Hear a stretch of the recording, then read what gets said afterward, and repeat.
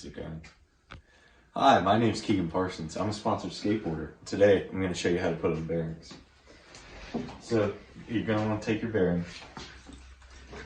You're going to want to take the less it can touch your hand, the better. So you're going to want to, put it on there. You're going to want to take your wheel. You're going to want to put it on there. And you're going to want to push until you get it on there straight.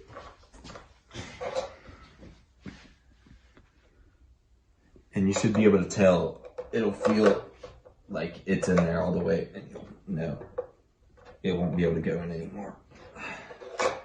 It'll be about the bearing, the width of the length of the bearing, it'll be about that deep in there.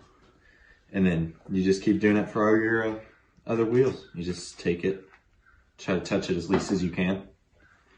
And then, yeah. Oldboy bearings, best bearings around, best you can get, cheapest price, man. Go ahead and go get you a pair.